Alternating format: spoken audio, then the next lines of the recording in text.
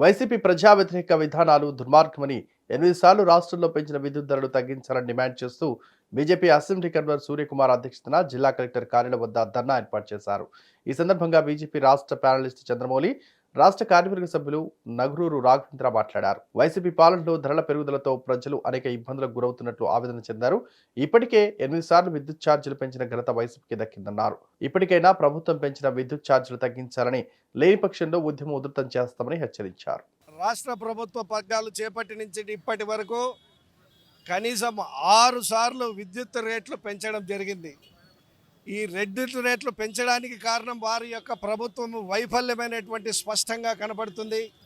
ఈరోజు డిమాండ్కు ఉత్పత్తికి ఎటువంటి ఇది లేదు.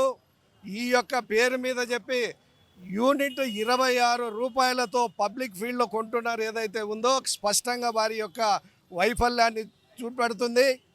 ఈ 26 రూపాయలకు కొనడం మూలంగా దగ్గర 700 కోట్ల రూపాయల భారం ఈరోజు ప్రజల మీద పడుతుంది.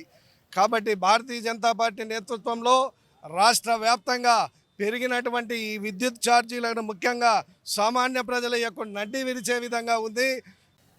విద్యుత్ ఛార్జీలు పెంచడం మూలంగా అనేక చోట్ల మేము ఈ ధర్నాలు నిర్వహిస్తున్నాము.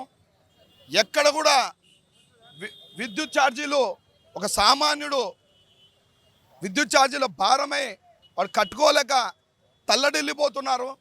ఒక సామాన్యుడేంది ఇండస్ట్రీలు రావాలంటే భయపడుతున్నారు. సామాన్యులకి ఇళ్ళకి కష్టము. ట్రాన్స్ఫార్మర్లు తెచ్చుకొని ఇంటింటికి పెట్టుకోవాలంటే ఇబ్బంది. ఇష్టం వచ్చిన ఛార్జీలు వేయడము, బ్యాకప్ ఛార్జీలు, ఈ ఛార్జీలు ఆ ఛార్జీలు అని చెప్పి ఇష్టం వచ్చిన ఛార్జీలు వేస్తున్నారు. వాళ్ళు 75,000 యూనిట్లు మనకు కావాలంటే 65,000 యూనిట్లు మనకు తీసుకొని వాళ్ళు తీసుకోవడం జరుగుతుంది. అంటే డిమాండ్కు తగ్గట్టు సప్లై లేదు. మెయిన్గా సప్లై ఎక్కువ ఉంటే మనకి అది తీరుతుంది. సప్లై తక్కువ ఉన్నందుకు ఈరోజు ఆ డిమాండ్ అనేది చాలా కష్టం కొడుతుంది. అక్కడక్కడ కూడా ఎక్కడ కూడా కరెంటు కూడా కంటిన్యూయేషన్లో లేదు. అక్కడక్కడ వెళ్ళి వస్తుంది కరెంటు. ఈరోజు మనకి ఇంత పెద్ద ఇండస్ట్రీస్ రన్ చేయాలంటే కరెంటు ఫుల్ ఫ్లెడ్జ్గా ఉండాలి. కానీ కరెంటు ఎక్కడ కూడా సరిగా ఫుల్ ఫ్లెడ్జ్గా లేదు. ఎలక్ట్రిసిటీ అట్టర్ ఫ్లాప్ ఈ మనకి రాష్ట్రంలో. ఎందుకంటే ఇష్టం వచ్చాయి వాళ్ళు డిఫరెన్స్ అమౌంట్లు. ఈ వీడియో కనుక నచ్చినట్లయితే please like and share and subscribe.